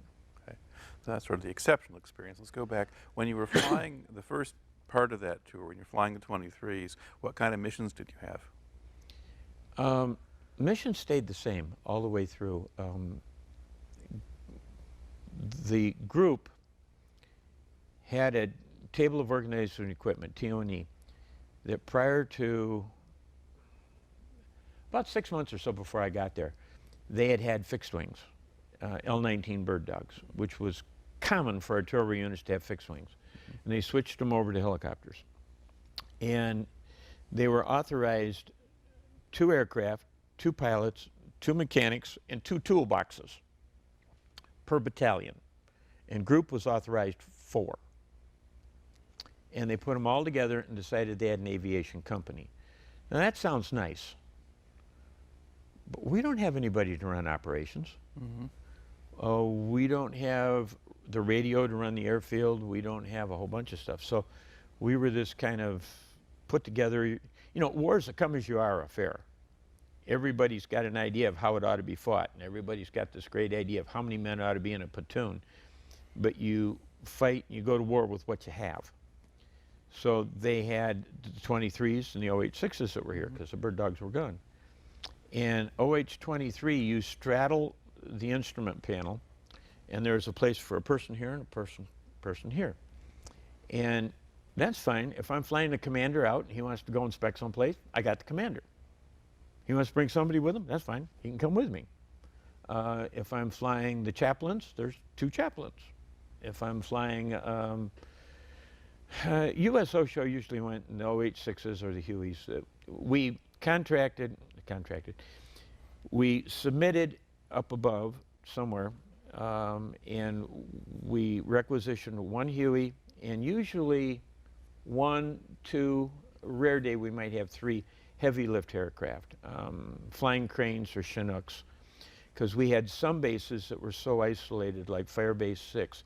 They brought in a bulldozer, leveled off the top of the mountain, brought in the barbed wire and put in the perimeter, built the bunkers there, and we literally landed on a bunker. There was an H in sandbags put on top of this bunker. You landed on top of the bunker at Fire Base 6. There was no gate. There was no there was no road coming in there. There was no paths going out of there. It was just there. So everything they had went in and out by air. So there would be a water tanker at the end of our field. They'd pick up that water trailer and carry it out to Fire Base 6. We had a lot of stuff went out by air. Of course, Vietnam, one trouble the French made is they limited themselves to the road, and the Viet Cong took control of everything else, the jungle, the small villages, everything. And then during the monsoon season, a lot of those roads were totally impassable. So the helicopter became airborne, like I said, airborne truck. And I was flying the light pickup. And they'd put in that 23 whatever they wanted to go. There were times when all I carried was mail bags and carried mail out to these bases. And I'd go to this base and drop off a bag, and I'd go to this base and drop off a bag. I might take the, Doc might go out there and check the mess hall. If they didn't have a mess hall, he might go out there and check their water. He might go out and check where the latrines are and how things looked, and just do a sick call out there, just see how things are in general. There were all kinds of things that had to go, such as people that had to repair a gun because guns malfunction, the recoil mechanisms on them are hydraulic, they fail. The 175s were notorious. They were a high velocity long barrel gun. They only fired so many rounds, barrels had to be replaced. So all that stuff got out there and got back by aircraft. So 23s, they got utilized. I might go out by myself and register a gun battery.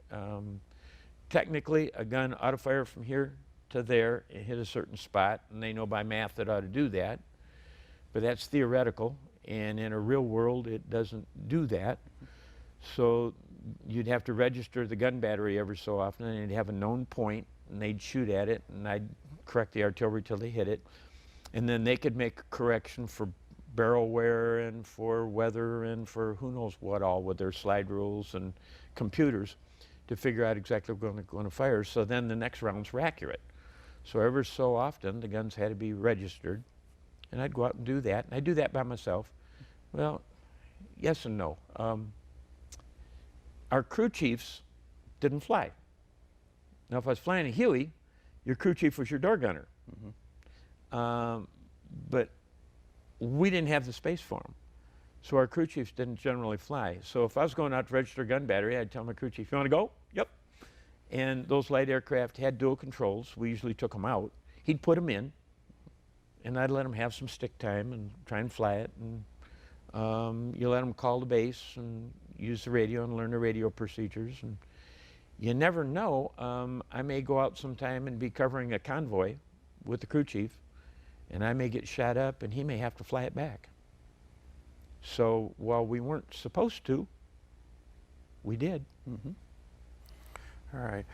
How common was it for you to be in a place where somebody might shoot at you when you're in the air? Real common. Our base, we had what was known as the One-Eyed Charlie. One-Eyed Charlie was a person that the Viet Cong would press into service, give some dilapidated type of gun, give him a few rounds and tell him shoot at the Americans. He didn't want to, but if he didn't, they'd come back at night and hurt him, hurt his family, hurt whatever. They would quite often then tell him that if he'd go down by the bridge, by the creek, out by his field, there's a little tin can sitting underneath the bridge. There's 2 rounds in that can. He used to put his 2 empties in there. And he had to put his 2 empties in there and he'd shoot his 2 rounds at us. And if you had a One-Eyed Charlie, you didn't shoot back at him. I mean, he didn't want to shoot at you.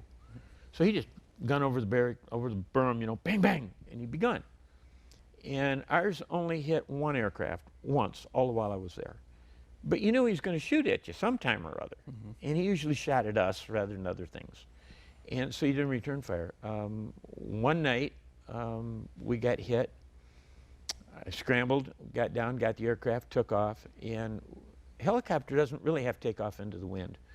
We do for some safety procedures, but it's pretty well making its own wind. It doesn't much matter. And I took off into the wind down the runway, and as I got to the end of the runway, and I'm getting ready to go over the bunker line, and then the barbed wire starts, out on the rice paddies out there, all of a sudden there went this solid wall of tracers in front of me. And a helicopter is basically a flying disc. The fuselage underneath is just airstream going along for the ride. So I did a pedal turn, which means I just made the back end of the helicopter go to the front end. Now I'm basically going backwards. And I turned and I just did a pedal turn and just went the other way down the runway. You can't do that with a fixed wing. If I'd have been a fixed wing, I'd have been committed. Probably should have been anyway for different reasons. But anyway, I went the other way down the runway. And then the OH-23 had tube radios. So I can't even tell anybody yet because you turn on tubes and you got to wait for them to warm up. And I scrambled, so they ain't even working yet. So by the time I'm clearing the runway on the other side, I'm screaming back at the guys, hey, tell everybody that gets an aircraft not to go off that end of the runway. But we got shot at. You know, it's not always in the same place. It's not always the same way. It's not always. I was covering a convoy one day and they got hit, and I'm readjusting. Down the highways, quite often they would park tanks as part of the road security. And I was repositioning the tanks and directing their fire. I was also calling fire from one of our fire bases in. In the meantime, I went on guard frequency and requested any fast movers going back with ordnance. I guiding them in and having them drop ordnance along the top of the ridge line so that the Viet Cong couldn't escape over the top of the hill. While I'm doing all that, the captain that is liaison for me with the convoy calls me and tells me I got tracers going by my tail boom. All right. I mean, what are you going to do? We flew at 1,000 feet above ground level, AGL, because at that place, ground fire wasn't effective from small arms because you're outside of effective range. And you were real close that most anti-aircraft fire doesn't want to shoot you because you're real close. And if they fired at us and missed us the first time, we'd kick it out of trim, drop all our pitch, and be on the tree line before they could get a second burst at us. So we flew around at about 1,000 feet above the ground. And if it's missing me, that's good. I mean, I can't go across the road because that's where I'm directing all the other fire. I can't go anywhere. I can't do anything about it. You just sit there and do your job. I mean, they used to say we were real cool, that we had, well, that we just had nerves of ice, and it's not true. You got to fly the aircraft. If you don't fly the aircraft, it's going to crash. It will not maintain forward flight. It won't do anything on its own. You just got to do. So while we may look calm and we may look whatever, tain't so. All right. Now, did the helicopters you fly, did they ever get hit? I never got a bullet hole. I did a tour and a half. I did that for an early release from service, but I never got a bullet hole. Two of them, I got so slow and low in doing the job that had to be done that they got so full of shrapnel, they wouldn't even look at replacing it. They just gave me another aircraft, and I found out later they stripped the components out of both of those airframes and scrapped the airframe. So, yeah, they got hit. I was once, when we got the OH-58s, we had the Bell tech rep living with us because they were so new. We had 13 of the 20 of them that came to Vietnam in our unit. Self-centering bearings didn't. Self-lubricating bearings didn't. Of course, since they're self-lubricating, you don't put zert fittings on there, and you don't put the little nuts you can take off, put zert fitting in there. And so what are you going to do with them? We had a lot of interesting times to start with them because while the Army had accepted them yet, that none of them had seen combat, none of them had been in those kind of environments, and we were working out stuff brand new.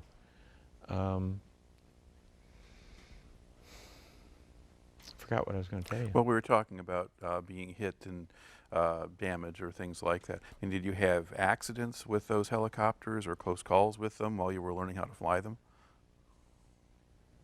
I had two guys in my unit that cracked them up. One was with an 086. 086 had a unique character. Every aircraft has a little something about them that's different. 086, if you hover downwind, downwind, upwind, I wasn't ever checked out in one. The tail rotor would disturb the air enough in that configuration that the tail rotor, the main rotor, would disturb the tail rotor enough that it would lose integrity. And while he was going over the barbed wire, he thought he had a tail rotor failure. And in a tail rotor failure, you're supposed to chop the throttle and then dead stick it in. Well, he dead sticked it in, the barbed wire, skids caught, he rolled it up. He got medevaced out of country. Alive, doing fine, but we had another one who was going to impress people. The aircraft set up with enough other connections that you can put headsets on and headphones, and if you want to, you can give everybody in the aircraft a set of headphones. You can talk to them on intercom. And they were questioning about auto rotation, so he chopped the throttle and was bringing it in for an engine off landing. And when he got down, I guess around 500 feet, he rolled the throttle back on, except the engine had quit. But he went through the procedure, turned the throttle back on, but he obviously wasn't watching the instruments, and he went to pull pitch, and his rotor blades slowed down even further. So now he's low and slow and no rotor RPM, and he's committed. It's a very forgiving aircraft. He decided to try and make a running landing instead of trying to flare, and found a rice paddy dike and took his skids off the bottom, and that broke all the tubes that controlled the aircraft. From there on in, he was going along for the ride instead of flying it. And I have pictures of that aircraft. The main body of the aircraft fuselage basically broken in half, stayed together and landed down there, but it got bust up. He ended up with a spinal compression.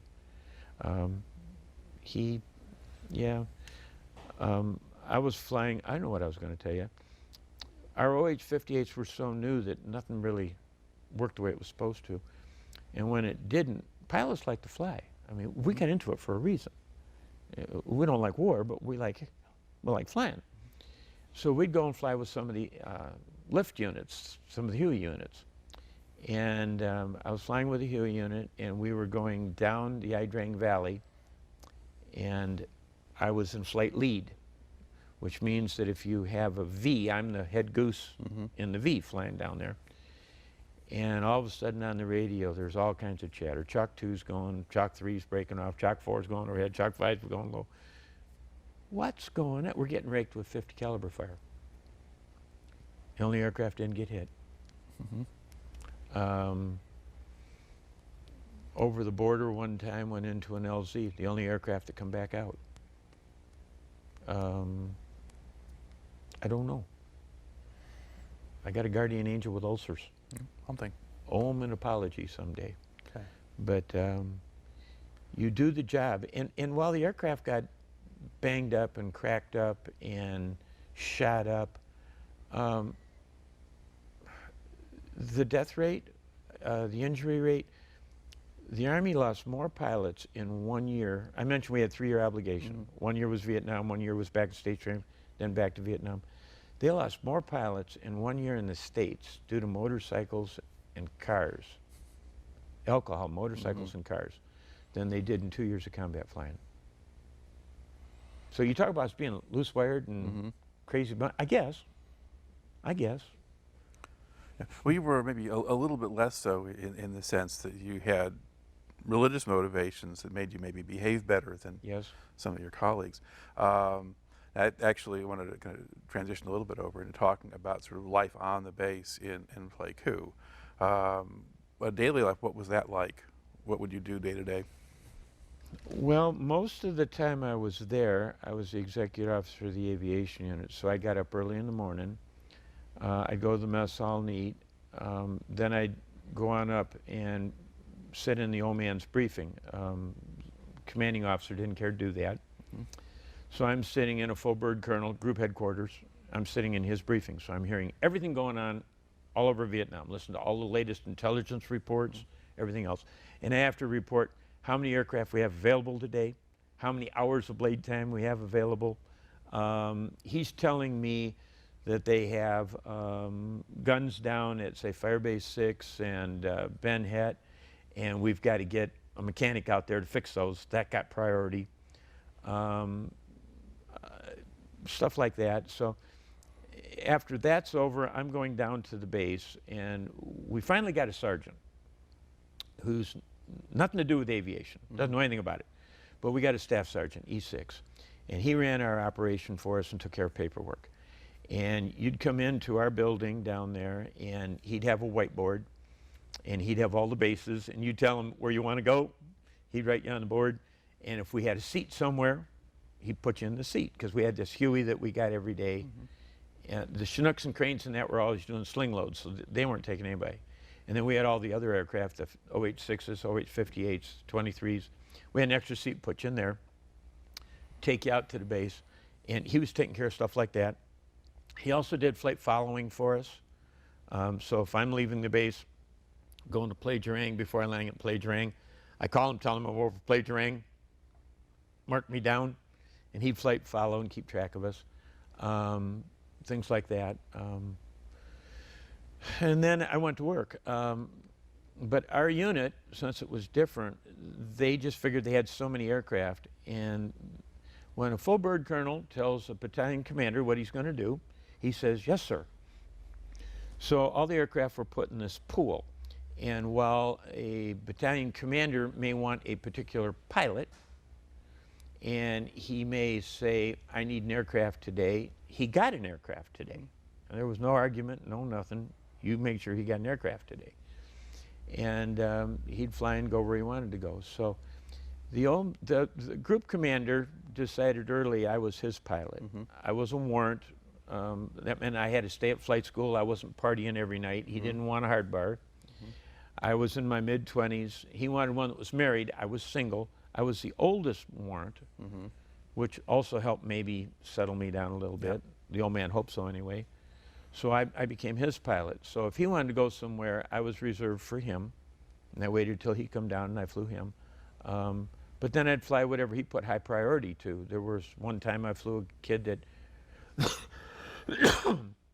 had to repair a bulldozer. I was over there during what they called the Vietnamization section, where we were training Vietnam to take over more of the war. And we were destroying some of the bases, and a bulldozer was broke. So I flew this kid out to repair the bulldozer, and the old man said he never flew before. He's scared to death to fly. He flew here in the Big Bird, but he's scared to fly. So he said, I want you to take him. And I did. And that was a lot of fun. Matter of fact, I got him so relaxed, I let him fly the aircraft part of the way. And when he was through repairing the bulldozer, he says, here, you drive the bulldozer. And I says, I don't know a thing about a bulldozer. He says, we're tearing the base down. You ain't got anything you can hurt.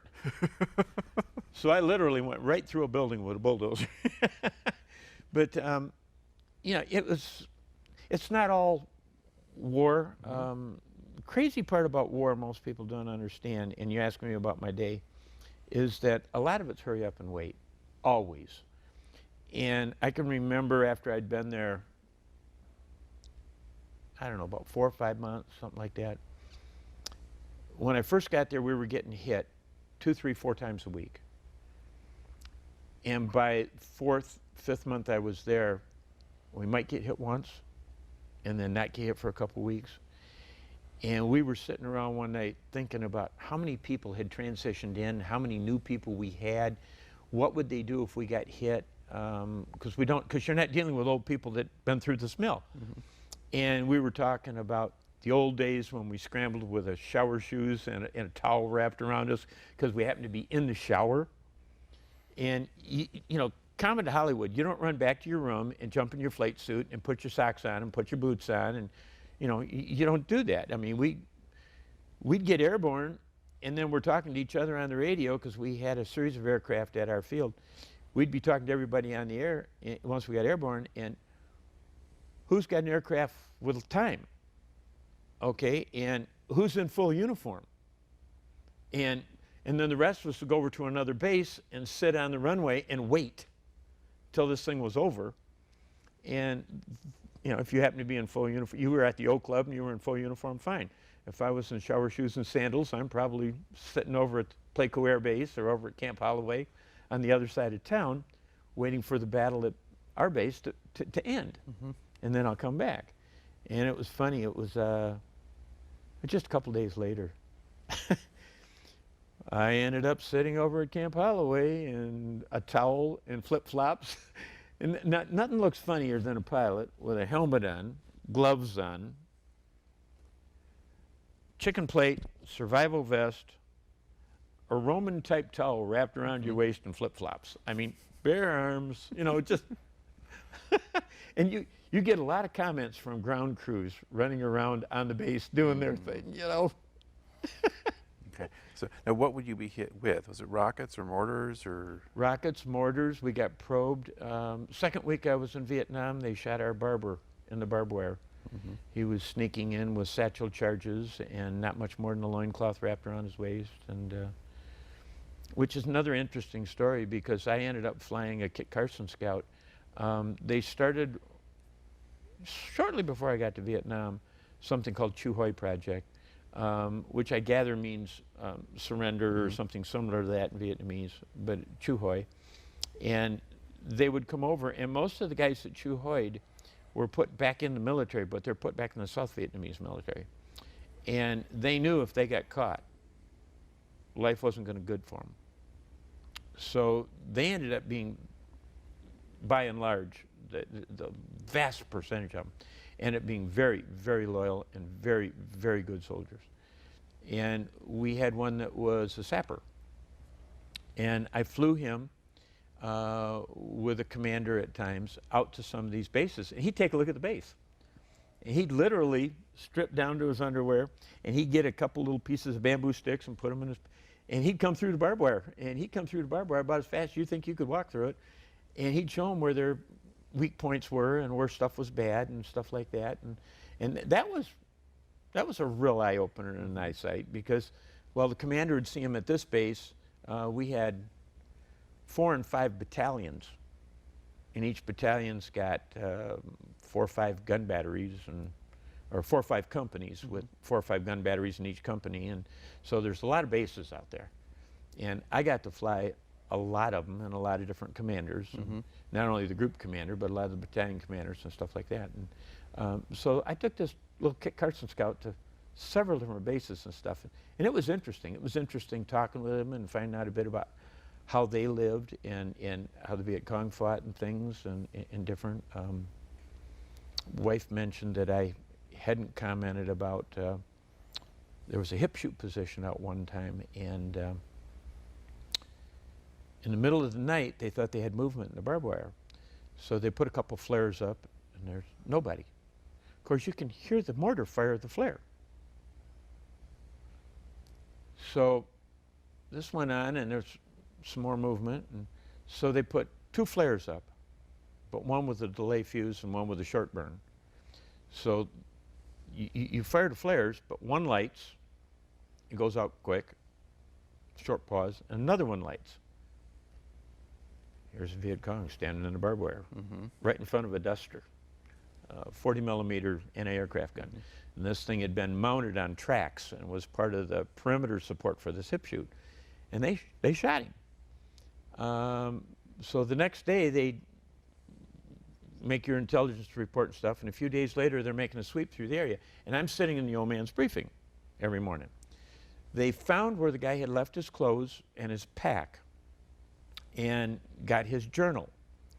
And he had come down the Ho Chi Minh Trail with a whole bunch of sappers. And there were like 2 or 3 guys left with him, and he that's all that was left. And these guys were low morale, and he was going to teach them how to do this to get them around. He was a lieutenant. And I don't know what happened to the other 2, but they didn't attack the perimeter. I think they just decided the war was too much and quit. But interesting sidelight that, you know, that as I look at the stuff we went through and what I was trained for, I can't imagine what it was like being on the other side. Down by Saigon, they found some places underground that were whole motor pools. I mean, parking area, mechanic bays. They had tunnels that went clear back underneath the border going into Cambodia that they could literally drive a truck down. And I'm going, what? We found one north of Pleiku. If you read the book, The 13th Valley, the guy says that the story is fictitious. I've been in the valley. The big tree he talks about in the valley is there. I remember the battles that were there. We found tunnels up there. They found the vent hole for the tunnel. And you put what we call a tunnel rat down the tunnel. And little guy in your unit, give him a 45 flashlight, he goes down this little tunnel. You don't know what you're going to find. You don't know what's in there. It could be booby-trapped. It could be anything. But how far are you going to follow this trail? And I mean, if they got some of these tunnels that are long enough you can drive a truck in it, how far are you going to follow it? Well, he finally gave up, and we flew in gas generators and generated CS. Now, people think that this is a gas, and it's not. It's a persistent powder. And persistent means that it stays there. It's there for days out. You don't go back in a week and it's disseminated, it's gone. It's a persistent powder. So if you go down that tunnel a week later, you're going to stir up the gas. You're going to stir up the tear gas, and it's going to bother you. They pumped it in and pumped it in and pumped it in and pumped it in along with smoke and couldn't find any place where it was coming out. When they set the charges and blew it, they had a spot that just sunk, went for a mile or better, just dropped down into crazy stuff that, and you wonder how. Underground hospitals the same way. Foot-operated suction pumps. I don't know how. You know, I've listened to a lot of people complain about the VA. I've listened to a lot of people complain about our military. And we've got our problems. Still, it's the finest system in the world. With all its problems, it's still, and here we can complain about it. I don't know how well they could complain. But I look at how hard we hit the Ho Chi Minh Trail. I look at the teams we put in that were working over the border, special forces camps that were all up and down the border, and literally these mountain yards, this was their backyard. You couldn't go through without leaving a sign you've been there. I don't know how. I don't know how the other side ever managed to fight and keep going. And I was there after Tet, and that's part of the reason we started getting nervous after several months and we weren't getting hit as hard. What are they saving this up for? When are we going to get hit with all this stuff? What are they doing?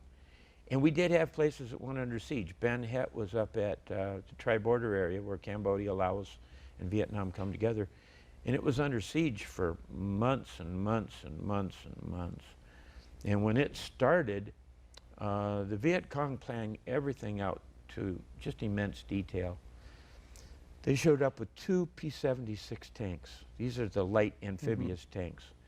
Of course, that's kind of dumb because we have artillery there, and they just leveled their guns and used their direct fire sights and shot them like shooting any other tank, and it didn't make anything in the battle. But how do you get them in the jungle to that site for the battle? And they had went through choreographing this fight to such an extent that when it started, within minutes, there were Viet Cong with satchel charges running around inside the compound. They had dug tunnels underneath the barbed wire and brought them up inside the compound. We didn't know they were there. How you do that? I mean, I don't know. You know, I take a look at and take my hat off to them. I mean, you want to talk about a soldier. I mean, we referred to him as Chuck, you know, the VC, Viet Cong. A lot of respect. All right. Now, while a place like Ben Het is effectively under siege and so forth, would you go in and out of there, or? We tried. At one point, they brought a C-130 in and did a low-level extraction because the runway was actually inside the barbed wire at that compound. And they dropped fresh rations because they had regular mess hall there on the runway. They couldn't get them off. They couldn't get it off. The C-130 got so shot up, the wing fell off trying to go back to the Air Force Base. That's some pretty intense fighting. And was that a My wife wanted me to tell you about another guy, and we're talking about Ben Het, and his story is entwined with Ben Het. Lieutenants going over to Vietnam to an artillery unit normally spend half their time in the field and half their time in a fire direction center, a rear base, running the slide sticks or playing with a FADEC, a desk computer, to orient the guns to fire them and stuff like that. And they're normally in a base then someplace, fairly safe. They're not in the field anymore. And this one lieutenant they put out in the field, and he was good. But the Viet Cong, or the South Vietnam, when they got into a battle up where we were at, retreated.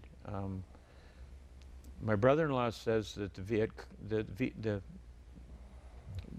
Arvins down by Saigon were good fighters, and I have no reason to doubt.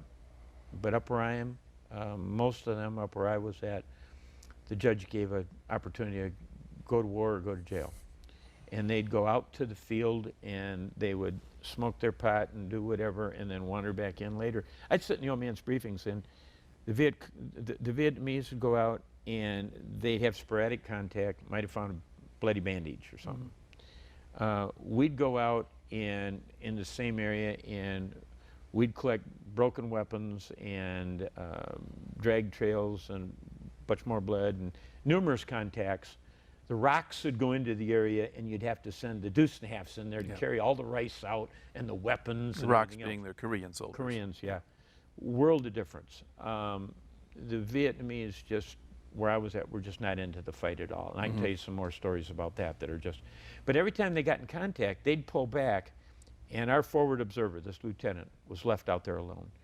And I remember one night sitting up all night. I mean, we tried that first day to get them out and couldn't. The aircraft got all shot up. But like I said, those aircraft took a lot of beating and came back, and usually the crew didn't get that. I mean, they talk about the life expectancy of a pilot, but it wasn't that bad. You're in combat. Matter of fact, I always felt sorry for the guys on the ground. I mean, I go in, they're all shooting at me, yeah, okay. But when I leave, they're all shooting at me, and then they go back to doing their fighting. But they're still there. I put up with it for how many minutes? Big deal. Anyway, this lieutenant was in a mortar crater, and on the radio, busy talking for help, directing artillery, trying to stay alive. We got him out. Last time that happened, we didn't. We found him several days later, along the major highway between Playcoot and Khantoum. His arms were broken, wrapped backwards around a tree the way they don't bend, and nailed to the tree. His privates were cut off and shoved in his mouth, and whether he bled to death or choked to death, I don't know. But he was a character. And when Ben Het was under siege, he was up there. Now, we talked about being out of contact with the world, you know, back here with everything. But you're out of contact with everything. And again, I was very unique because I'm sitting in the old man's briefings. He's up at Dak To up there, and there's a staging field not too far from Dak To for the over-the-border missions. And there were all these supplies piled up. He looked at he says, "What are these things?" "Oh, that's supplies to go to Ben Het." "Well, why ain't it at Ben Het?" "Well, Ben Het's under siege." "They're what? How long? What's going on down there?" He said, "Well, they got to have this stuff." Well, he disappeared. He come back with a Jeep. He loaded up a whole bunch of this stuff. Sets his M16 in the Jeep, takes off, drives down the road, and drives right down to Ben Het. Now, the fighting down there was so bad, and you were asking about it, and I didn't tell you, but the main gate there, they had opened up to bring in a tank retriever. Now, a tank retriever has a V12 Continental engine in it. Don't ask me how many thousand horsepower, I don't remember. But it's literally built to grab a tank with the treads off it and drive a 60, 70-ton tank off the battlefield. That's a significantly built vehicle. And its total armament's a 50 caliber machine gun. Well, you know, the enemy's going to shoot at this thing. I mean, it's built robust and heavy. They let it get in the gate, and they blew it up in the gate. That's how intense the fighting was. Well, the lieutenant comes driving down the road, drives around this thing in the gate, drops off the supplies. "Oh, well, we'll get you a room for the night. You know, you're going to be staying here." "I can't do that. I got to go patrol in the morning." He gets back in the Jeep, drives all the way back. Nobody shot at him. I think it's one of those things where when you see the courage and you see somebody doing something that's really outstanding, you just sort of, but they never shot at him. They never just let him drive all the way down there and all the way back. And I was covering a convoy too that he was my liaison, and he was in the convoy, and he's in the lead vehicle. I told you it wasn't wrapped real tight. And all of a sudden, the whole convoy stops. And he jumps out of a vehicle and he runs into the jungle. I know this ain't the call of nature. I mean, what is going on? And I'm busy looking, and a short while later he comes back and he throws something in the back of the vehicle, and from where I'm at, it looks like he's got a bullwhip. I have no idea what's going on. And I asked him, he just give me a fluff off. A couple days later, and I've got pictures of him, he's standing in front of our mess hall when I'm going down there for breakfast. And he's got his arms like this, and the snake is this big around, and its head is just barely touching, its tail is just barely. The snake was basking on the road, and it went into the jungles. So he ran off the road in the jungle with his .45, shot it twice behind the head, had to bring the snake back to throw it in the vehicle and go on down the road. I mean, you talk about being loose-wired. I think if you don't get loose-wired, I think you crack up. I mean, I've been police, and I dealt with fire departments and ambulance crews, and I'm a wilderness EMT. I've been in an ambulance to get my certifications in that, but I ain't interested. I don't think you deal with those things day in, day out, and don't develop some sort of weird sense of humor, and after a while you get sort of, okay, I'm getting shot at, so what? You know what? Getting shot at don't hurt. Getting hit's a bitch, but getting shot at don't hurt. Sure. I mean, they ask me, you ever get shot at? Oh yeah, I got shot at a lot. Matter of fact, normal comment from me when they asked me what I did in Vietnam is I said I taught the enemy aerial gunnery. He says, what? Well, yeah, I taught the enemy. They weren't very good. But you know, that's again that levity. That's that you sort of come up with. Matter of fact, Mom told me I had an audition in here for you. I sang in a chorus at flight school, at primary flight school, and we went all over. We sang for the governor's inaugural address in Texas, and one of the songs we did was a parody on the Green Beret. You remember Barry Sadler and the Green Beret? And it went, tennis shoes upon his feet. Some people call him Sneaky Pete. He sneaks around the woods all day and wears that funny green beret. Now it's no jungle bore for me. I've never seen a rubber tree. 100 men will take the test while I fly home and take a rest. Silver wings upon my chest, I fly my chopper above the best. I can make more dough that way, and I don't need a green beret. Now, we had multiple verses to that, and we used to sing it up at the officers club and really get them wound up, you know. They finally came up with a parody to our song, and I didn't get it. I wish I had. And he talks about when the shooting starts and the mortars come in, we grab our choppers and fly away. And we did, you know, I mean, because good humor's got to have a kernel of truth to it, right? And we just sit and laughed our tails off listening to them because they were complaining about us being cowards and running, and you know, anything but the truth. But that's okay. I mean, that's just the way things were.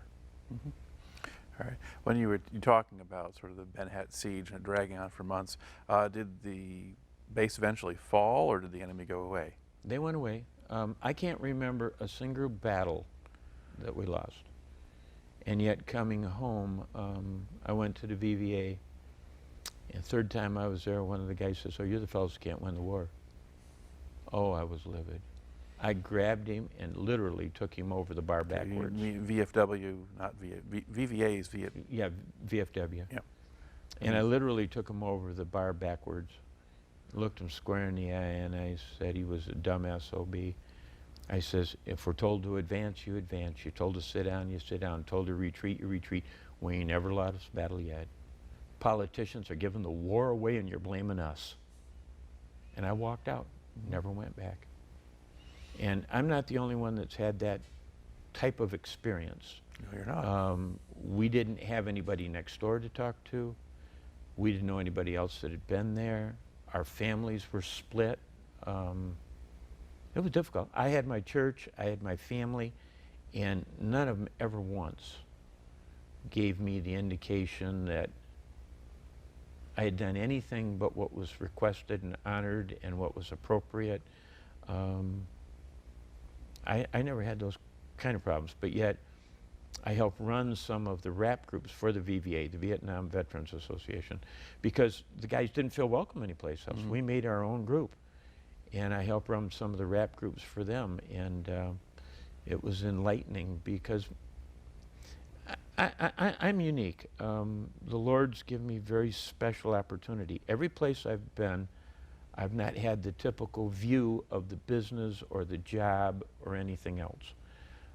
I saw everything from Saigon to literally landing out in the middle of the field and resupplying some patrols out there. And everything in between and back and forth. On a police department, I walked a footbeat 7 out of the 13 years because I requested it. And I was on special assignment from the chief. When I wasn't normally in a regular car, although I got that once in a while. I was normally a backup car. So it means I ran overlap on everybody else, and if you got a bad call, I went along. Of course, if you were busy, I got your call, and they'd send somebody from a neighboring district to back me up. But I got all the bad calls. Every place I've been, everything I've ever done has always been that way. So Vietnam, very interesting when you talk to guys from there and you deal with the group. What did he do? Was he assigned to a fire base and he was at this little bitty outpost in the middle of the jungle with 1,000 foot of cleared space to the jungle, and he was responsible for taking care of his gun and firing his gun, and he's eating sea rations and basically living in a bunker? Was he infantry and on patrol? My mechanic very seldom ever saw anything but the rear base we were at, and yet they sprayed the rear base we were at 6 times with Agent Orange. He found out that through Freedom of Information Act. They fought him and weren't going to help him. He literally went to a private clinic, had blood samples taken, and proved that he had Agent Orange in his fat samples, because that's where it tends to concentrate. So then he went back through Freedom of Information Act, and the rear echelon base we were on got sprayed 6 times over there. Now, I never had any doubt I was exposed, because I'm landing outside these fire bases. Well, if I take a commander out there, you got this one helipad inside the base. Well, if I shut down and tie up the aircraft there, who else is landing? So I'd pick up and go outside the base and land by the main gate and then walk back in. Well, you land out there and it's a brownout. I mean, you look through your chin bubble and find a weed to land to, because you lose all orientation. There's nothing growing out there for 1,000 yards. Why does nothing grow in the tropics in a jungle area for 1,000 yards? I mean, it takes somebody that's dingbatty not to consider that, oh, I've been exposed to a defoliant. Oh. So, yeah, you know, I was heavily exposed. And then they're going to say, do you think you were? Duh. Yeah. But everybody sees something different. I mean, I came closest to getting killed in Saigon. Flew the old man down there and landed at Hotel Delta. And he sent a Jeep back for me, and he told me he wasn't going to need me till 4 o'clock, do whatever I wanted to do. Well, aircraft's where it's going to be watched. I don't have to watch it. I'm inside a secure area. Interesting term. You know, when they make a secure area, they never tell the enemy it's secure. It's weird.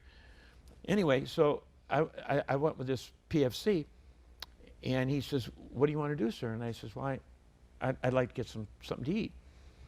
And he says to me, okay. And I says, let's go someplace where you can eat. Well, he didn't hear me. So he took me to one of the officers' clubs. And this is a 3-story building. And of course, I don't know where I'm at, because I don't know Saigon. And I take one look, and I realize it's an O Club. So I says to him, I says, it's an O Club, you can't come in. I says, isn't there a place you know on the economy? I said, I'll take care of your lunch. I said, take us to a place where we can eat. He said, oh, okay.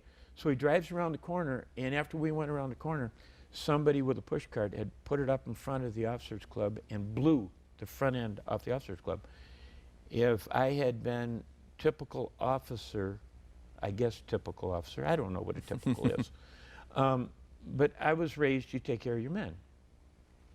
And there have been times where I landed with a Huey when I'm flying with one of the other units and says, I'll stay with the aircraft, because somebody had to stay, and let everybody else go get lunch. And I'll go later.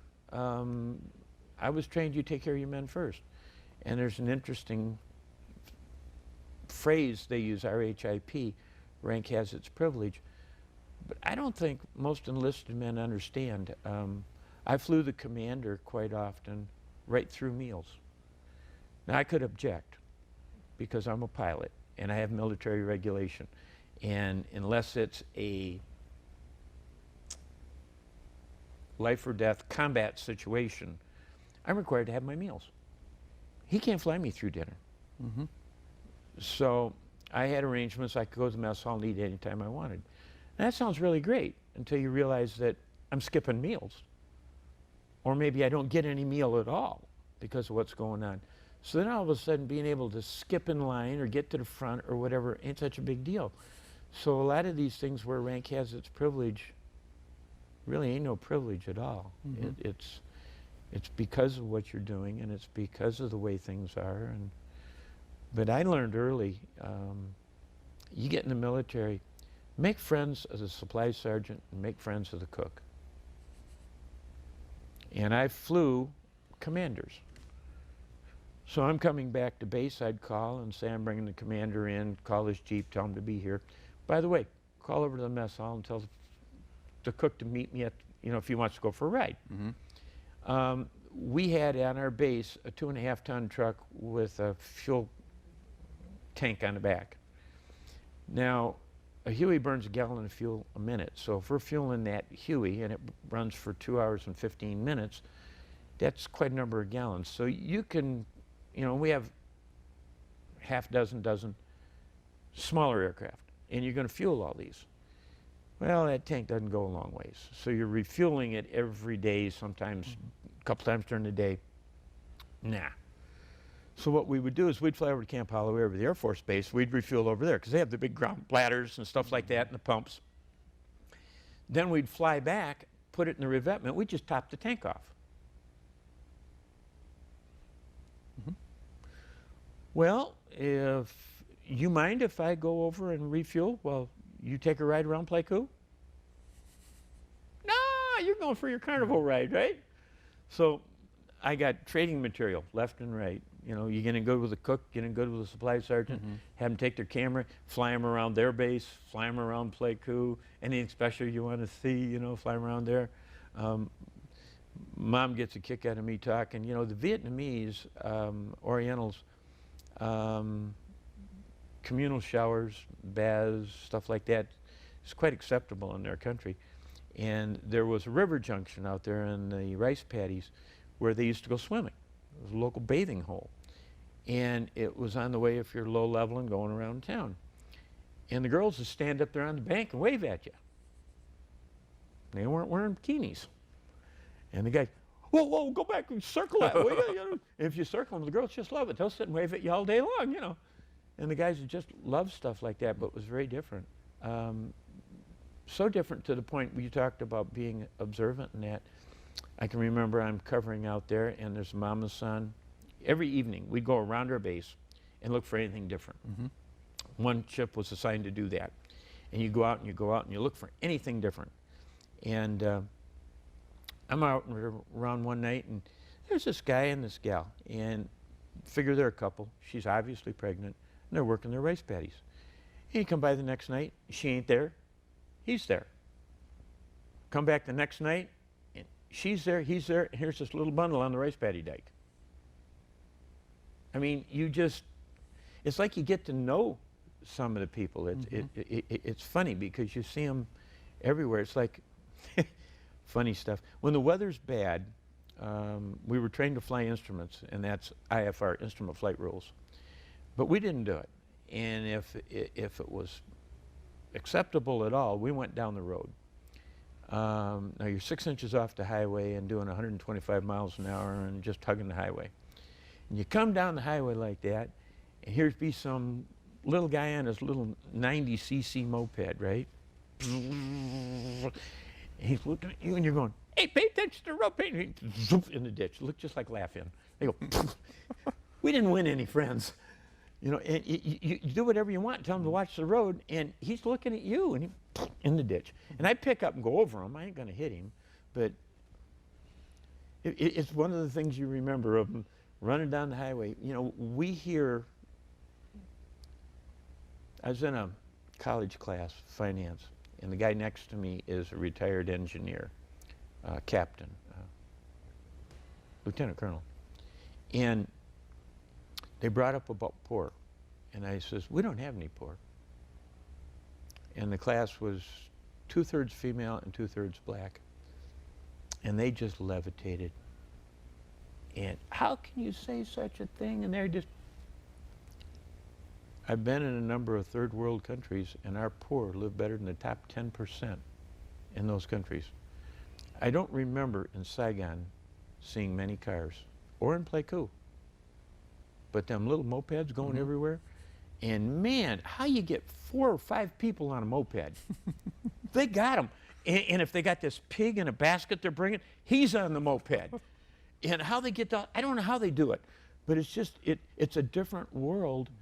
And we just have no concept of how good we got it. Matter of fact, I sat one night on my bunk thinking, it was the first time that everything I owned went into a B4 bag in my briefcase. All right. And I was living well.